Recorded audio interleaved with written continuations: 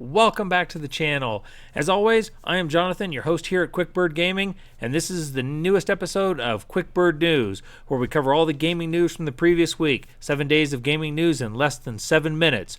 For this episode, I'll be covering Sunday, 12 January to Saturday, 18 January. And since I'm on the clock, let's get into it. This week's lead article is this one from Massively Overpowered. It was published on 17 January on Friday, and man, is it a mess. RuneScape fans riot over Jagex survey on $33 subs, in-game ads, and account restrictions. Now, essentially, the gist of what happened is that Jagex sent surveys to select players this week asking how they would feel about restructuring certain aspects of the RuneScape accounts, like splitting RuneScape Original and the RuneScape 3 into different accounts. Right now, you can play on one.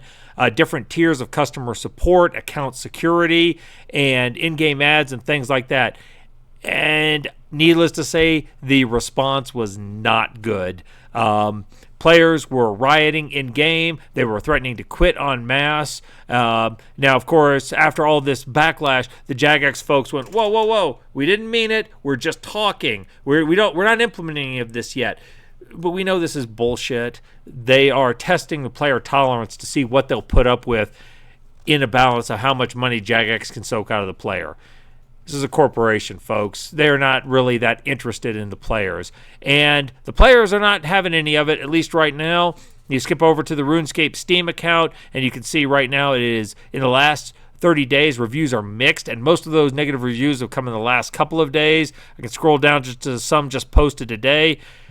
I miss it when it wasn't all about profits. Jagex has gone to shit. Stay away. I love microtransactions and the pay-to-win aspect of RuneScape. Please charge me more and lock basic features behind an expensive membership like you proposed, Jagex. The community loves stuff like that.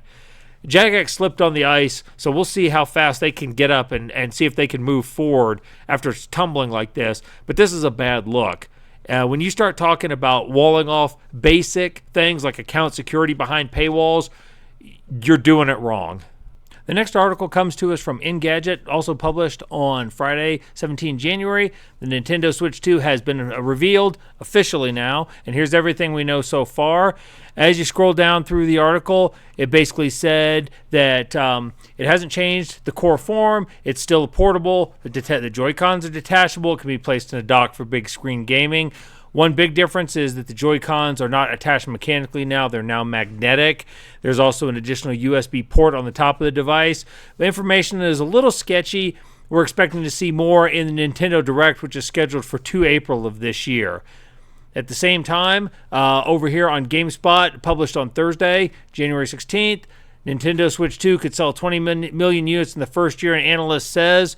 And according to this analyst, Robin Zhu, Nintendo has a supply chain lined up for Switches 2 launch that could keep the chip shortage of 2020 from repeating itself. So in other words, it's going to avoid the problems that the PlayStation 5 had. Could be good news for Nintendo, but I guess we're going to see more come Nintendo Direct time. Next up is this article from IGN, also published on Friday the 17th. The headline reads, Genshin Impact developers agreed to $20 million fine over loot box violations. The first line of the article reads, Genshin Impact publisher Hoyoverse has agreed to a settlement with the United States Federal Trade Commission where it agrees to pay a $20 million fine and be banned from selling loot boxes to teenagers under the age of 16. Now, when you read down the article, basically the FTC's case was that this is a very predatory practice. We know loot boxes are predatory anyway, but even more so when targeted against children. And the FTC alleges that Hoyoverse was taking advantage of children who didn't understand the odds or the reality of what they were spending to get those 5-star pulls out of the game. And also they were collecting data on underage players, and also as part of the settlement, they'll be required to delete all of that data. Again, we know that loot boxes are kind of a slimy practice. It's been pretty well documented over the last couple of years how bad they are, but I guess targeting children in this case was a bridge too far. Now, I don't think $20 million is going to make or break Hoyoverse for this. And again, Genshin Impact is a huge moneymaker. It's more of a slap on the wrist, but it does set a precedent for the future. To wrap up, we'll cover this article posted on Eurogamer on Friday the 17th. That reads, Dragon Age the Veilguard game director leaving Bioware following an 18-year career with EA and Bioware.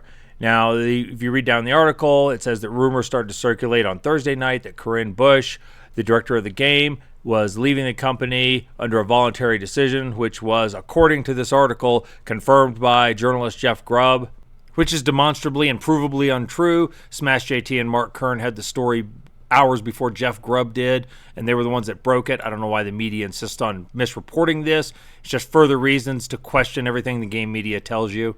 I think many people are going to question the voluntary nature of this decision because, by all accounts, Dragon Age Veilguard has underperformed. I've seen rumor that said that EA was expecting this game to sell 10 million copies. Most reliable sales estimates have put it at about 1.5 million copies.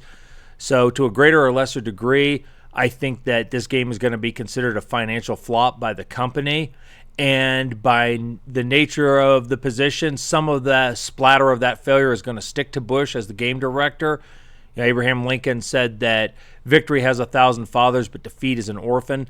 Everyone wants to take credit. No one wants to take responsibility. And some of the responsibility is going to land on Bush. However, in this industry, people do seem to fail upward, and I doubt Bush's career is going to be affected in the long run. This doesn't bode well, though, for BioWare's future necessarily, and the Mass Effect game, which is apparently underway. The second half of this rumor that's been circulating, to which no further confirmation has come out yet, that BioWare Edmonton is facing a closure, perhaps as early as February. So we're going to have to see how that shakes out. And that's going to do it for this week. Thanks for tuning in to this episode of Quick Bird News. Please like, subscribe, comment down below. I will see you next week. You all go out there and live your best lives. Y'all stay gaming.